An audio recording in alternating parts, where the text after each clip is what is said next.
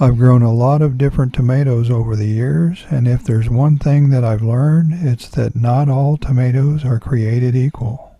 So in this video, I'm going to go over 10 things to consider when choosing what type of tomato to grow in your garden. What tomato you choose to grow might make the difference between a good tomato year and a bad tomato year. One of the most important things to consider is taste. Because if you grow a tomato and then don't like the taste, you've kind of wasted your time. Just about any homegrown tomato is going to taste a lot better than the ones in the grocery store, but there's a lot of difference between the different types of tomatoes and the taste. But taste isn't the only thing to consider, as you'll see once we get a little deeper into the list. I did a video a few years ago on my top 5 best tasting tomatoes, and if I had to redo that video today, I would have a couple more that would make the list and bump out a couple from the previous list. This is one of the tomatoes from that top 5 best tasting tomatoes video called Cherokee Purple. If you want to check that video out, I'll put a link down below. Another thing to consider is productivity. This is one that was very productive for us last year called Haley's Rainbow, but the taste was just too mild for me. For a person who likes milder tomatoes, this might be a good choice. One that we grew last year that I liked and was very productive was Bundaberg Rumball. As you can see here, it had tomatoes on it even in July when it was very hot. And here's the green tomatoes I picked from one plant right before the first freeze in October. One very important thing to consider, especially in our area, is how well a tomato can set fruit in the heat. This one factor can make or break a tomato season in some parts of the country. In general, small tomatoes like these black cherry tomatoes and these sun gold tomatoes do better than larger tomatoes when it comes to setting fruit in the heat. The year we grew these heirloom tomatoes, it was very hot, and as you can see, they have tomatoes at the bottoms of the cages, but not at the top. It's not unusual for us to get over 100 degrees Fahrenheit for multiple days in a row. That means once we harvested those ones at the bottom, we were pretty much done for the season. So each year I find myself hoping for a mild summer. Disease resistance is another factor that can make or break a tomato season. Some parts of the country have more trouble with disease than other parts of the country, and a lot of that has to do with climate. In general, hybrids are usually more disease resistant than heirlooms or open pollinated varieties, but there are some exceptions to that. So if you live in an area that has a lot of trouble with blight or other tomato diseases, it might be a good idea to stick with hybrids or search out those heirlooms and open pollinated varieties that have better disease resistance. Although there are things you can use on your tomato plants for disease and insects, there are no real cures. Overall hardiness is something that should be considered, and disease resistance is a part of that, but there are also other factors, such as how vigorously a plant grows, how it holds up to the heat, insect pressure, and a few other factors. For me, a good test of overall hardiness is whether or not a tomato plant is still in the garden when mid-September arrives. Here's a look at our garden in mid-September one year, and I can tell you that not all of our tomatoes made it to this point. But I can also tell you that this summer was a very mild summer, so these plants weren't really tested by the heat we have some years. So in order to give a plant a true test, you need to grow it over several years. As I've gotten older, ease of care is a very important thing for me to consider. During this year, I was experimenting with shade cloth, but as you can see, I have 5-foot tomato cages, and these plants have already grown out of the top of those cages. Since I like to prune my tomatoes, the taller a plant gets, the more I have to prune it. And in general, the more foliage a plant has, the more susceptible it is to a fungal disease. So anything about a plant that creates more work for me is less appealing than a plant that doesn't create more work for me. Which is why for the last several years I've been growing dwarf types of tomatoes instead of indeterminate types of tomatoes. And that leads us to the next thing on the list of things to consider when choosing a tomato plant to grow. You really need to know whether your plant is an indeterminate, determinate, dwarf type, or a micro. As I mentioned, the plants you're looking at here are indeterminate tomatoes, and indeterminate tomatoes will grow until they die, either from the first frost, disease, insects, or neglect.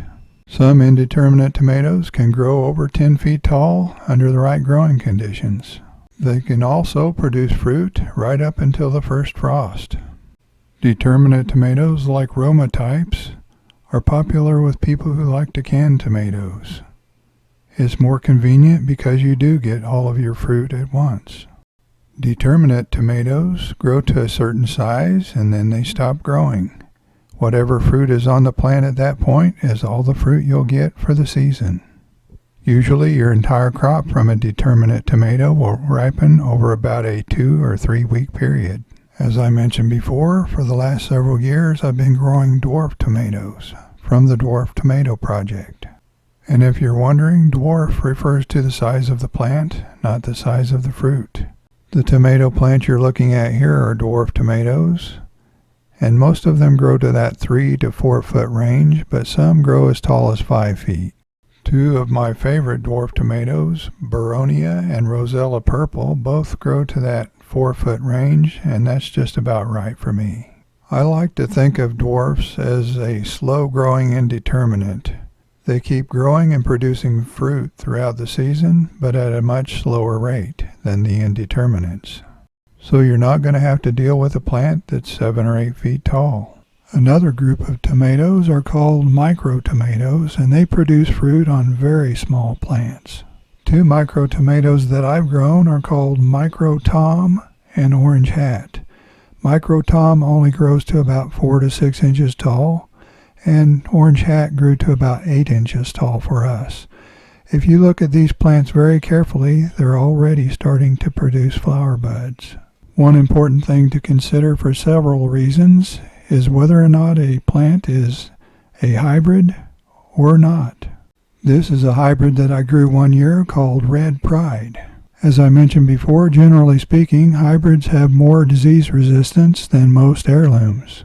Hybrids can be indeterminate or determinate, and this particular hybrid was a determinate, which means that it produced its fruit over about a 3-week period. Another feature that many hybrids have is the fact that their tomatoes are uniform in size and shape. Unlike many heirlooms, which can be a little bit on the ugly side, but taste oh so good. I mentioned the video that I did on the 5 best tasting tomatoes, and out of those 5, all of them were heirlooms.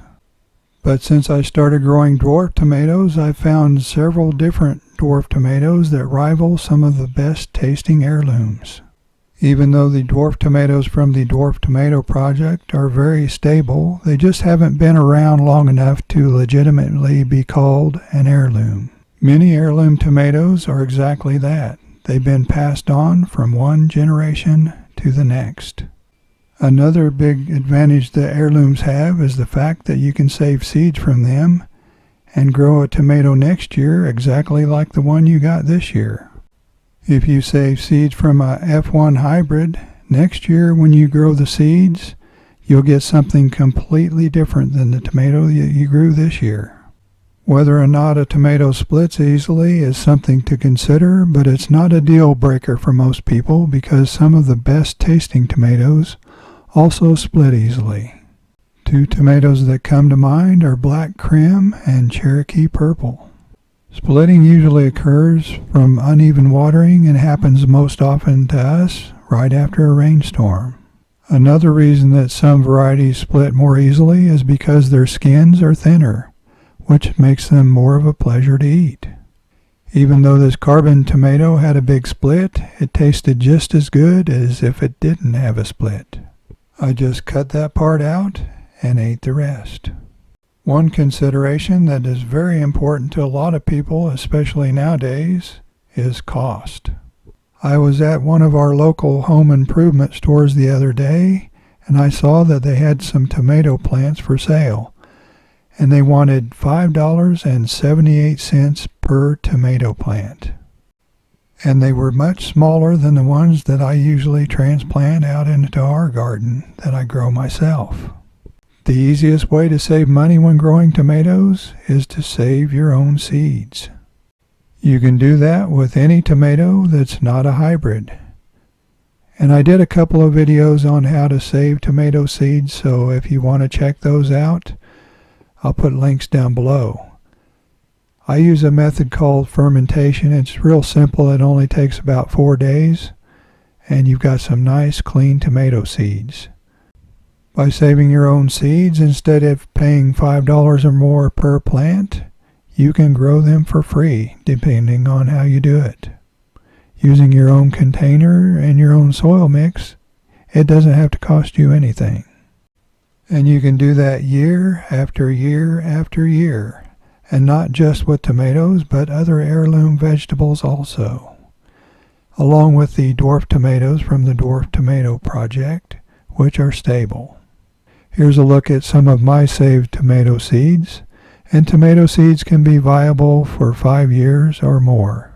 I'm sure I could have made this list longer, so if you think of a few things that I left out, feel free to add them down in the comment section. If you're just now finding this channel and you haven't subscribed yet, please subscribe. Thanks for watching. We'll see you next time.